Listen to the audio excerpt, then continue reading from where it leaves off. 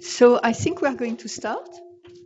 Thank you very much, everyone, for coming to our Innovative Discovery series. We have a really exciting talk today.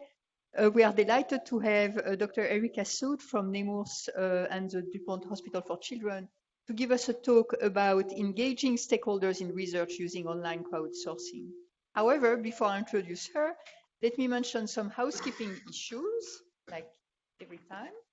So, as you know, for CME credit, you must sign in and you must include your email and credentials.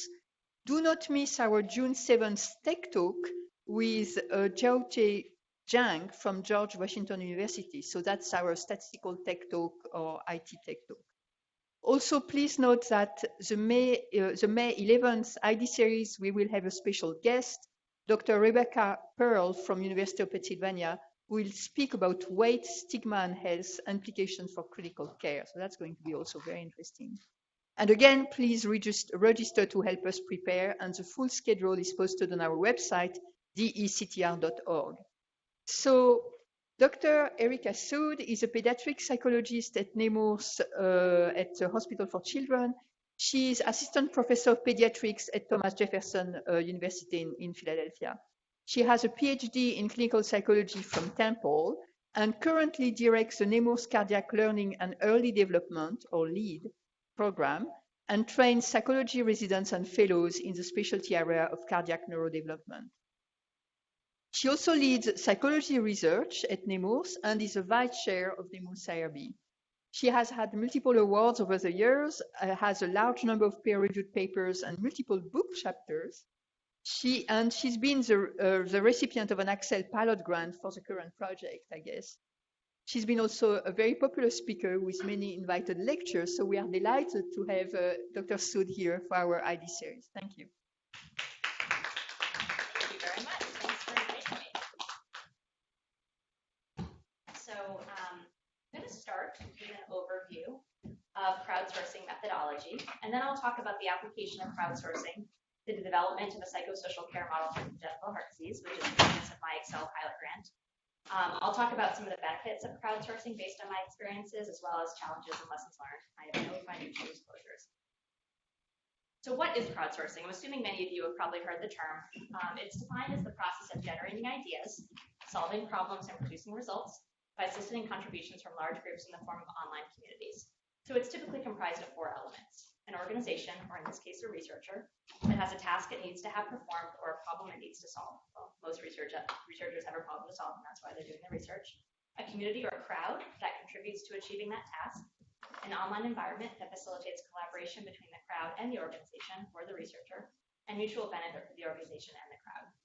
And that benefit could be in the form of payment, as well as feeling like you're contributing to benefit others with the same condition, for example. Before I talk more about crowdsourcing, I just want to very briefly go over congenital heart disease, because this is my area in which I do research. I know many of you are probably familiar. It is the most common birth defect. It impacts almost 1 in 100 births. There are now 2.5 million people living in the United States with CHD, and 25% of children born with CHD have the critical form, which requires intervention, often surgery, during infancy.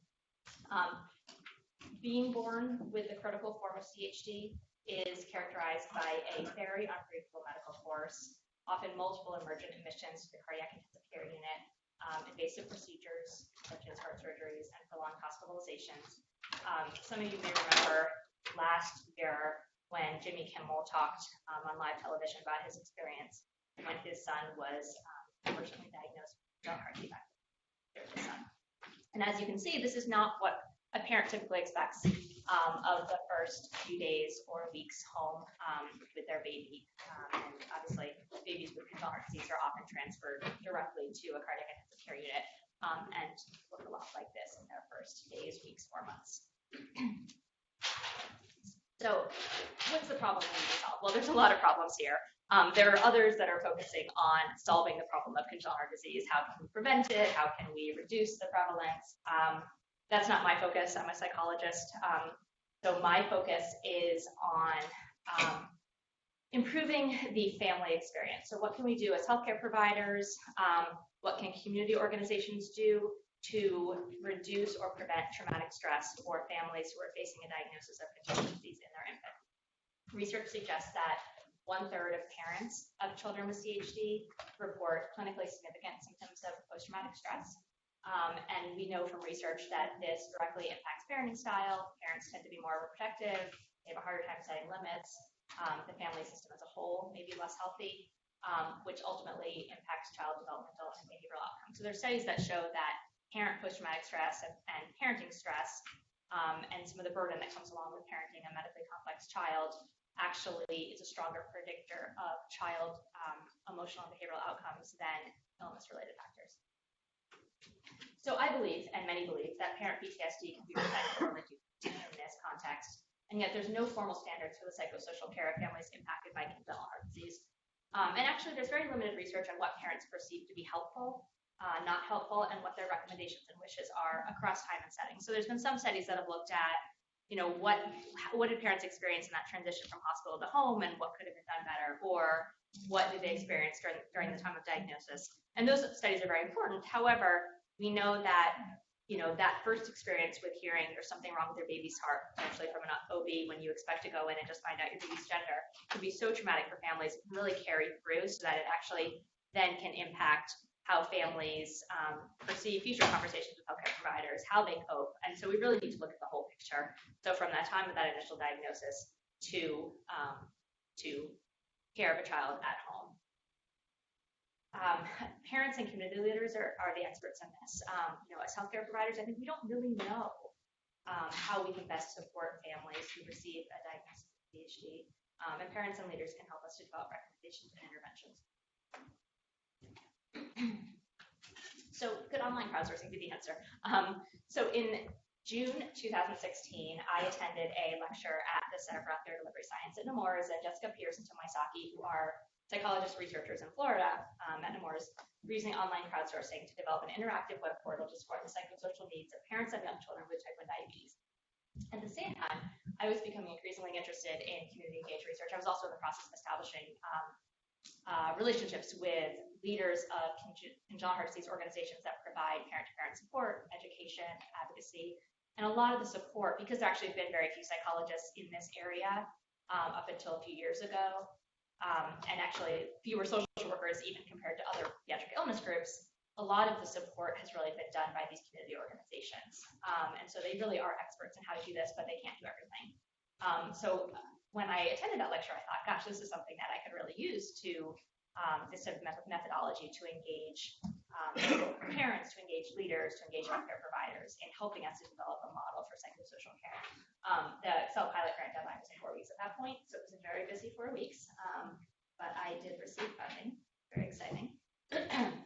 So the pilot grant started in December 2016, and this grant aims to engage parents, leaders of congenital heart disease organizations, and healthcare providers from across the nation in the development of a psychosocial care model for families of infants with congenital heart disease using online crowdsourcing. And when I say psychosocial care model, it's basically just a fancy term to mean a formal plan and recommendations for how we can improve psychosocial supports for this patient population. We recruited stakeholder crowds from across the United States to respond to questions posted on a private social networking site. We used a site called Yammer. I'll talk a little bit about that, about best practices, gaps, barriers, and opportunities in family-based psychosocial care. So we recruited mothers and fathers of young children with CHD. The child had to be between the ages of 1 and 7, or if they had passed away, born between 1 and 7 years ago. And we chose that just because we felt like it was recent enough, but still far enough out that we would have a wide range of perspectives. We didn't want folks who had a child who was born 16 years ago, and maybe the healthcare system that they went into at that time was very different. We really did do our very best to have a diverse crowd, and we'll talk about that later. We also recruited leaders of heart disease organizations, and there's several large national organizations, and then a number of smaller local organizations as well. So I think what's unique about crowdsourcing, and I'll show you an actual image in a minute, but the crowds could view the responses of other members of their crowd, and they could interact with each other. And so I think this is different than traditional study methodology where we send out a survey, they respond, and like, thank you, here's your money. And so what's nice about this is that I think that the crowds really felt like they were part of the themselves. They got to see what others were responding. They could actually like each other's responses. They could respond to each other. Not everyone did. They didn't have to. They could just go in and respond to their own question, and that's it. But there was that opportunity. The responses to the past questions informed future questions. So again, this was when I was preparing the grant. One of the questions I got was, well, how is this going in a survey? And I think I didn't exactly know how to answer at the time because I had never done this before. But I think as I've gone on, it couldn't be more different because we posed a few questions, we got the responses, we read through them, and then we really used what the parents or the leaders were saying to then craft our next set of questions. And then we'd get more responses, and then we'd craft our next set of questions to really make it flow so that we were really following up on things that seemed important to them. I think also it was a little more work that way because we did have all the questions designed beforehand, and it looked as though we, as if we did no work beforehand because we were constantly rewriting them and changing them. But I think what we were doing was being really responsive to the crowds and what was important to them. And then the responses become qualitative data that are coded and analyzed for common themes. So I don't know how many of you are familiar with qualitative data, but what we did is we uploaded the responses into a qualitative analytic program and then went through and actually assigned labels. We developed a code book, assigned labels. It's just a way for us to be able to categorize the data because we have thousands and thousands and thousands of responses across time about many different topics. So this is what it looks like. It's not that different from Facebook, honestly. We used a program called Yammer, which Nemours had access to, and I think a lot of institutions do, and Yammer is basically like the Facebook for organizations.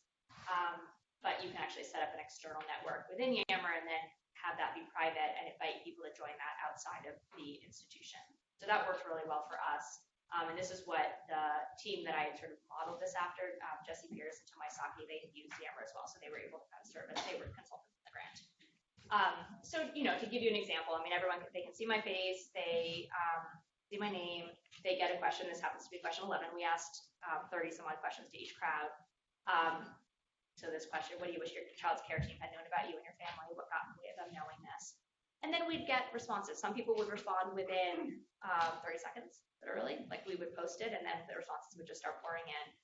And I think what's really neat about that is that people can respond and on their smartphones, they can respond. You can download the app or get the app, and then it just gives you an alert, and then you just literally go to the app and respond. You can just reply to the email, because you also get an email alert when an announcement is sent, or you can go onto the site and respond there. So there's a lot of different ways of responding. So I mean, people can respond while they're feeding their baby. They can respond while they're on the bus. It's pretty flexible, and so we had very quick response rates. Oh, sorry. You can also see that people can, like I said, they can reply to each other. So we used a private social networking site for crowdsourcing. I mean, there's certainly other ways to do a crowdsourcing study. I don't think it's all done through social media, but I think there are some benefits to this. First of all, I think people these days are pretty comfortable and familiar with social media. It's not something that's new to them. They may not have been familiar with the exact social media site that we used, but it's pretty similar. I already mentioned it allows for interaction between participants. It also allowed for transparency in data and results. And I think this is really important, that there was nothing that we were hiding from our crowds. We didn't have data that was just for the researchers. Basically, anybody in any of the crowds who wanted to go through and read every response, I mean, there was hundreds, so I don't think they would want to, but if they wanted to, they could, and they still can. The participants were de-identified, so you can't see who was saying what, and it's a relatively small community in the sense that the people who are engaged with this community, they tend to know who the leaders are. There's different organizations, there tends to be a little bit of politics between them, and sometimes some competition if they're sort of providing the same supportive service. And so we felt it was important to have everything de-identified, but they can read everything. There's nothing we have access to that they don't have access to. Researchers have easy access to social media sites. So Yammer was available to me at Nemours. It's free to me. I think Nemours pays them for something as part of a package, but I did not have to. And were someone to use Facebook instead, a private Facebook page or group, that would obviously be free as well. Also, we know that many people are using social media. So when we look at rates of social media use, at least one social media site by race, we see that it's increased over time, and that it's pretty consistent with white individuals, Black individuals, and Hispanic individuals. These are all adults who are just below about 75% who use this. And then similarly for income, it looks like the lowest income bracket in this study, which was less than $30,000 a year for a household, used it slightly less, but it was still about 2/3 were still using at least one social media site. This graph is kind of busy, but it basically shows that over time, the use of smartphones or access to smartphones has also increased and now is about 75 to 77% across racial and ethnic groups. There is a little bit less access among the lower income bracket, less than $30,000 a year, but again, close to 70%, so still not that low. One thing that these studies did not look at is interruptions in service, or are you sharing a phone? And so those are things that are important to consider. And it may be that even though this looks like, wow, you can access all different groups with this methodology, there are other factors to consider. So the first thing we did with our study was to establish our Stakeholder Advisory Council. So we had a council of 4 leaders, 3 moms and 1 dad, who were all leaders of congenital heart disease organizations. They were kind of these were folks who really knew, they got the community, they understood the needs, and they knew who the people were that we should be approaching also to recruit and those sorts of things. We also had 5 clinicians from different organizations, including MUSC, Nemours, CHOP, and Wisconsin, who were from different backgrounds. So social worker, CICU nurse practitioner, cardiac intensivist, palliative care physician, and psychologist. Palliative care physician was not on the, the intensivist was actually a co-investigator. They really helped us make all of our study decisions. I can't sort of emphasize enough that there was like literally no decision we made that we did not have their guidance on. So for example, the prior study that we sort of modeled this after, they had not de-identified their participants. And they said, if you want to use your name in your photos, that's fine. We made it very clear that we would not accept people to actually even be able to participate until they de-identified. So a lot of people signed up on Yammer, put their name, their role, their picture, all this stuff, picture of their kid, and we said, you got to take that down. And the reason was because our leaders said, you absolutely cannot. You will not get accurate data if people know who the people are that are responding, because there are some clear leaders in the field, in this community, and people will not want to disagree with them and look up to them and all that. So they advised our recruitment strategy, so told us basically where we should recruit from. For our parents, we were very interested in diversity, obviously. We wanted to make sure that we had as diverse of a crowd as possible, and we were very concerned that if we basically just, kind of took all comers for this crowd, that we would have mostly, upper middle class, white, educated, suburban moms. And so we put together, at the recommendation of one of our leaders, a demographic survey, which was basically, the first thing that someone had to do when they were interested is fill out a brief demographic survey and just put their email address. And then we would invite people to participate based on various demographics, and that seemed to work very well. They helped us spread the word about the study. They helped us to identify the domains we even wanted to ask questions about. They helped us with every study question. There's not a single study question we went out without being refined by our team. So overall, they were very involved. In terms of, so our first crowd that we recruited was our community leader crowd. We started with this crowd because it was a lot smaller, and we felt like this was new to us in terms of methodology. We'd never done this before, and if there were going to be any issues, we'd rather have a crowd of like 20 people rather than 100, and also we felt like the leaders might be a little more patient with us if there were issues. And so what we did was we basically had the sort of directors of the different organizations or presidents of the different organizations spread the word about the study to their board members or their leaders. So these were just people who were in a leadership role in these organizations, providing peer-to-peer support, for example. And we did that through like a study announcement with a link to a REDCap survey that actually had an electronic consent embedded.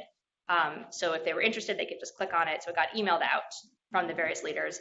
They clicked on the link if they were interested. It went to a study description that was brief, and then they could choose if they wanted to look at the consent form. If they did, they'd go to electronic consent. Then they could opt if they wanted to talk to a study team member before consenting, if they wanted to sign a traditional consent versus electronic, which was the IRB's requirement. And then if they decided they want to participate, they would just basically click, I agree, write their name, and sign. And then they would go to a brief demographic survey. And then at that point, we would invite them to join Yammer and get started. So our target enrollment, we were hoping for about 20. Our target enrollment was exceeded in 72 hours. I think it was pretty close at 24 hours, but there was one organization we had not heard from yet. We wanted to make sure that we included them, and so we kept it open for 72 hours. We had 24. Again, we were shooting for 20. Our final crowd was actually 16, and the reason is that it is so easy, I think, for folks to literally like click on a link and sign up. But then you had to actually complete a demographic survey, which only took 5 minutes, but it's still one extra step. Then after you did that, they had to register on Yammer, which again only took 5 minutes, but it's one more step. And then if they put their name, we had to have them switch it and all that. So we lost a few people that way. I think these were the folks that were really going to stick with us throughout the course of the study because it's a really long study. So we had 16 leaders from 5 different organizations ranging in size and scope. The majority were female. We would have loved to have more dads, but that's really consistent with the leaders of these organizations. The majority were non-Hispanic white. We did have a little bit of diversity, but not as much as we would have liked, but again, consistent with the demographics of these organizations, which is kind of an issue.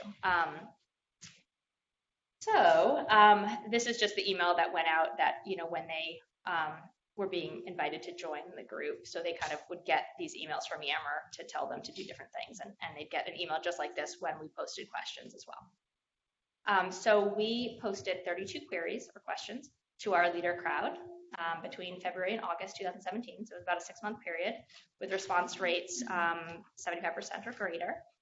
We posted about 2 to 5 questions every 2 weeks. 5 questions was too many. So we only did that once and we never did it again. We gave them a 1-week deadline.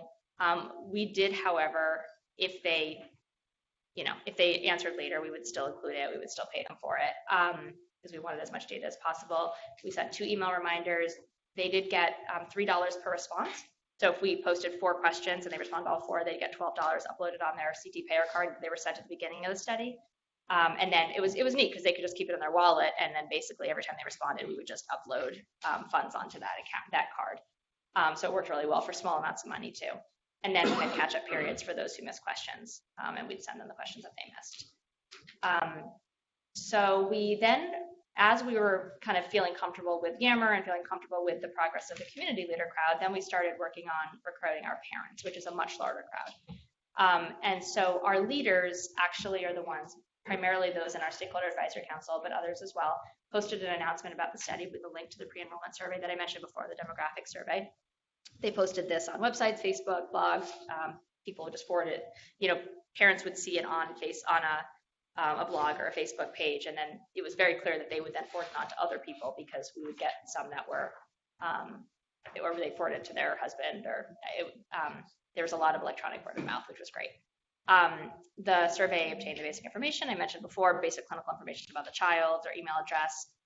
We had 117 parents complete the pre-enrollment survey in the first 12 hours, 234 over 1 week. And then we worked to try to increase diversity. So initially we did not have enough dads. Only 10% of the people that responded to the survey were dads. And so it actually, the timing worked out pretty well because we had posted like a sort of please ask your husbands to participate or spread the word to dads that you know to the people that were interested in the study. And it happened to be the morning after Jimmy Kimmel had gone on live television. And we did not realize this. At the time, it was early in the morning. I hadn't seen that yet. And so we posted it, and then all of a sudden the dads just started pouring in, and we got like 40 dads. They didn't all end up participating, but it was a lot of dads. And I think that what happened was basically that was such a powerful moment for the CHD community to feel like somebody actually is acknowledging this and going up and talking about their struggles, and a man crying on national television. So it actually helped the recruitment study a lot. We also had a lot of calls for diversity as well, because we did not, that was the one characteristic that we were just not able to get as diverse of a crowd as we wanted. So in terms of the parent crowd enrollment, we enrolled about 130, but of the ones that we invited to participate, based on their making sure that it was diverse in terms of things like income bracket, education level, area of the country, urban, rural, suburban, race, ethnicity, mothers, fathers, etc. So we ended up having a final crowd that actually participated of 108 parents. We had 70% were mothers and 30% were fathers. Our goal was 30%, so we did get there. We had a lot of diversity in education level, income level, region of the United States. We did not have as much diversity in racial and ethnic background as we had hoped. And we did a lot of sort of individual recruiting at our centers and posts. But I think the problem here is that the organizations that are out there tend to be led by primarily white moms, and so I think there's a real need to diversify the community supports that are available for racial and ethnic minority families, which I think will then make it easier to actually access those families for research as well.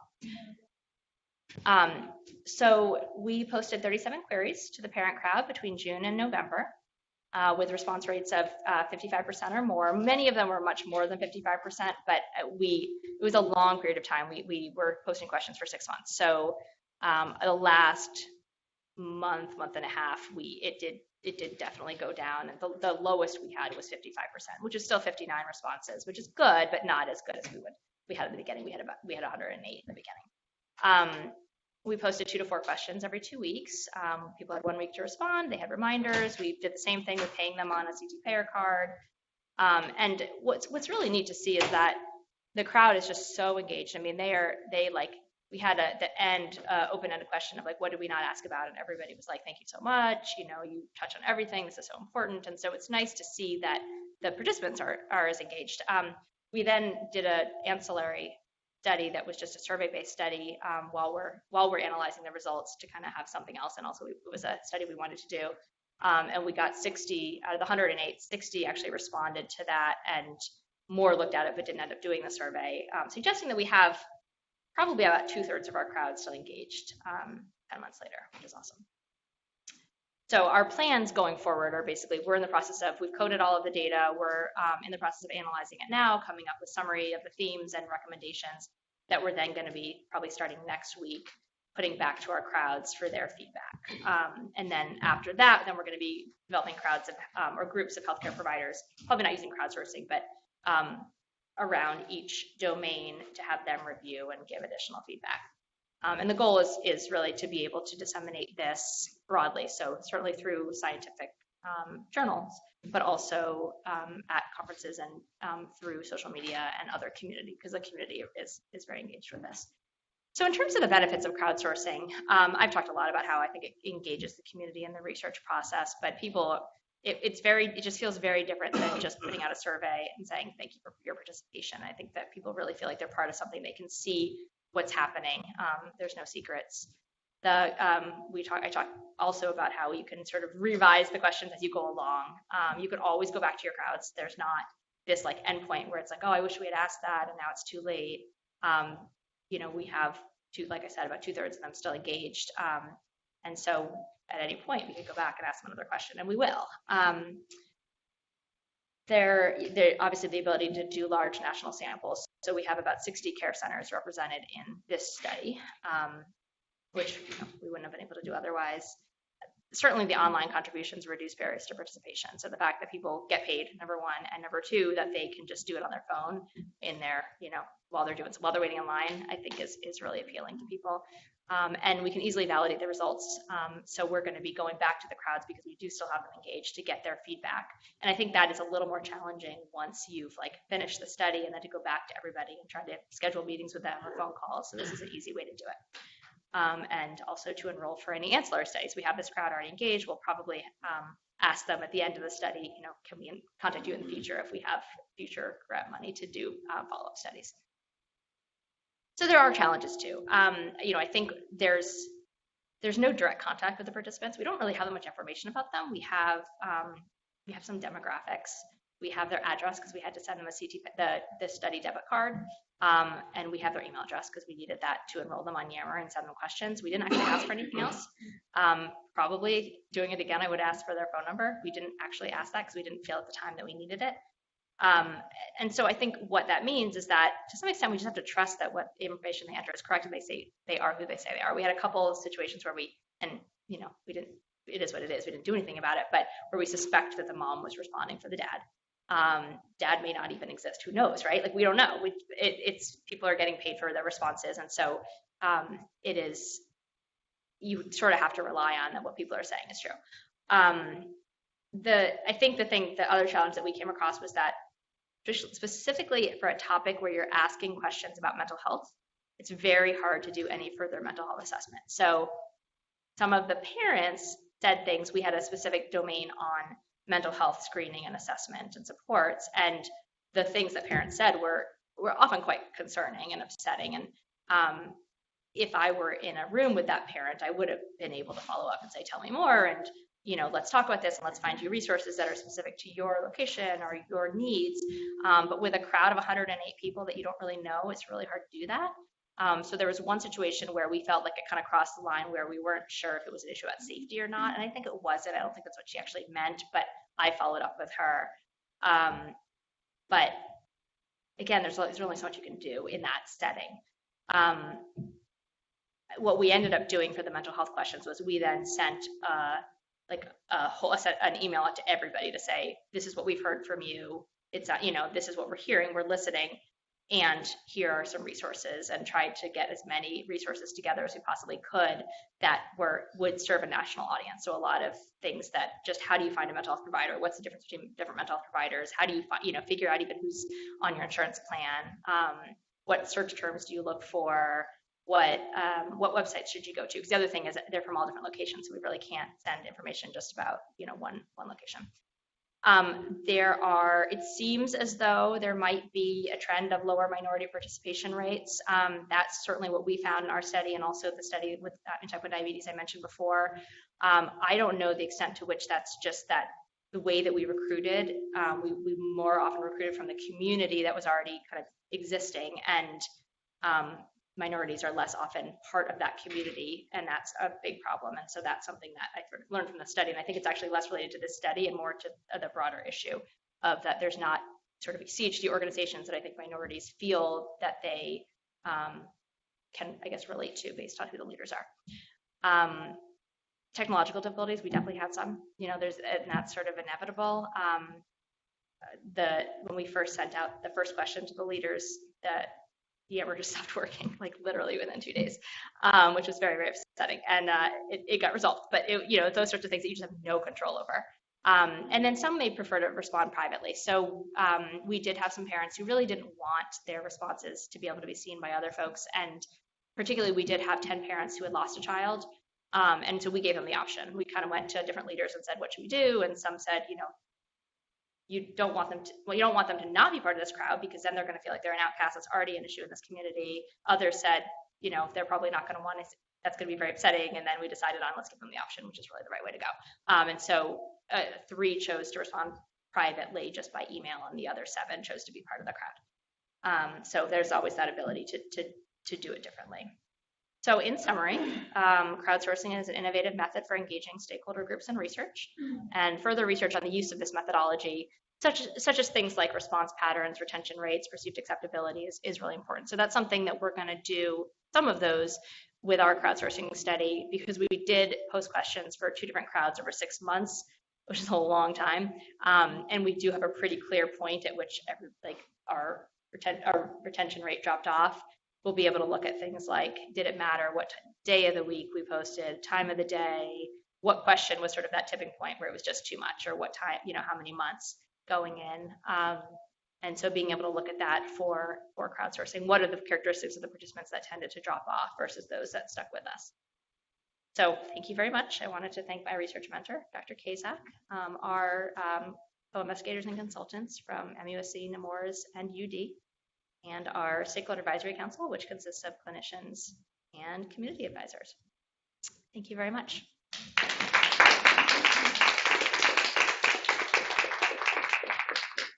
Happy to answer any questions if you have any. Yeah.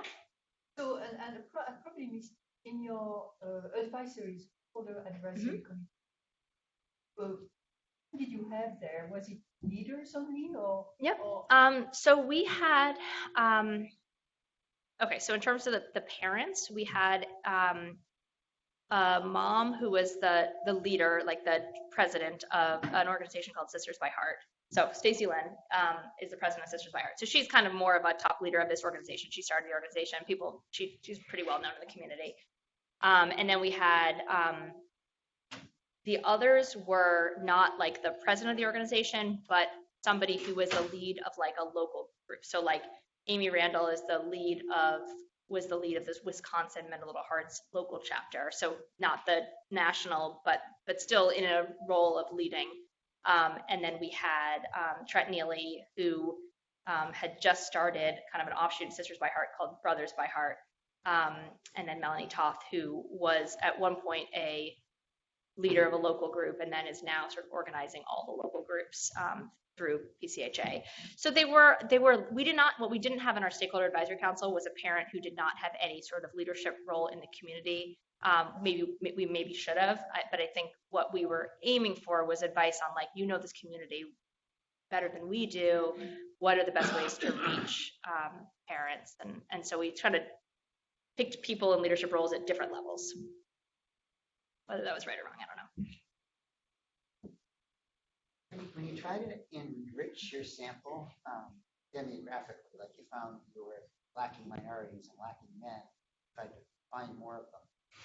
Are there any methodological issues with that? Like if I go out and I ask wives to ask their husbands to participate, does that like change things? Because all of a sudden, maybe that the people who participate are different than that population by virtue of the fact that they respond to the prompting. Right. I don't know. Very probably.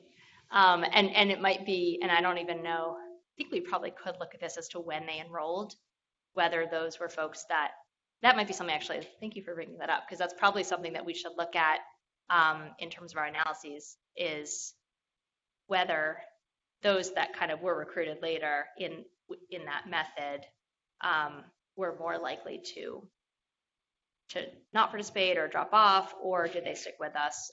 Were there any differences in their responses? Have different opinions. Yeah, absolutely. I think that's a great point, and I actually hadn't thought about that, so thank you to actually do that analysis. I have another question related to Mike's question. So you try to enroll both wife and the couple, but each of them were giving an answer. So aren't they very related answers? And how do you differentiate them? Because I mean, they kind of must have the same type of answers. I'm not sure that I would say that. I don't know that. I think that moms and dads' experiences can be very different, and what people find stressful and what they would have found helpful can be very different. So I mean, I agree with you in that they're from the same family unit, so they experience the same medical experiences, but we saw the real differences even from, mom saying, I wanted a counselor to come and meet with me. I would have loved to have somebody ask me how I was doing and formally screen me and assess me and kind of make sure that they had a handle on how I was doing emotionally. And then a dad who was saying, I don't want to be screened. That's not, that I want them to focus on my child. And so I think based on the questions we were asking, I'm not sure that the responses were that similar even within the same family, because we weren't really asking so much about like what actually happened, but more like what was helpful for you, what was not helpful for you, and what would you have wanted. And did you know who was in the same family? No, not. I mean, we have names. We have names. We have email addresses. We have ages of the child. I mean, we have that kind of thing, but not. No, this methodology is to some extent very like, it's not controlled, and by nature I think it's not controlled, right? And there might have been a way to do it more controlled, but I think it is to some extent like, if you want to participate in our crowd and you meet our criteria and we've invited you because you are, you meet the kind of our demographic balance, you can participate. So that's a challenge, right? And that, again, we don't really know a whole lot about the people who have participated. So good point. I have another question. Yeah. So in your process, when you were examining the questions and then thinking about the other questions, how many people were involved, or who was involved into the rethinking and asking the other further questions? Was it only you, or was it the community, the stakeholder community? It was the Stakeholder Advisory Council. So basically, I would typically, as the PI, would draft the questions, And then I would send it out to our nine-person stakeholder advisory council. We added a couple more on, so it's probably more like 10 people. And then we had a call every 2 weeks. So usually it would be right before our call. Those that were on the call could discuss it. Those that couldn't make that call would send back edits. And then we would sort of I'd try to make all the edits and take into account what people were thinking and change the questions. And then we would end up with a final set of questions after the call. And then I'd post them. So that's pretty much how every set of questions worked, that it was very much a collaborative effort with the clinicians of different backgrounds and also the parent leaders. And I think what's, it was interesting to have, because, I'm a psychologist, and so I have a certain perspective and a certain interest, right? So like I was particularly interested in questions on mental health screening and assessment and support. But our cardiac intensivist was like, well, but what about education? How about when people are first educated about that diagnosis, not even before cardiology, when they first hear there's something wrong with their baby's heart from the OB or from, the perinatologist. And so then she helped us to kind of think more about those questions and it's so important because it really shapes the whole experience. Because if somebody suggests early on that the parent might have done something to cause this, which is, or that the child is likely not going to survive, that just colors the entire, this is guilt that a parent holds with them for often years, this was their fault, something they did, or the sip of alcohol they had before they knew they were pregnant. So anyway, the point is that I think everybody had their own, sort of consistent with their discipline, their own interests. And so it was hard to figure out how do we get it to a reasonable amount of questions. And I don't know that we actually did, because 37 is a lot. But it was nice to have all these different perspectives, because I think if it was just me, I would have just focused on what a psychologist thinks about and missed a lot of things.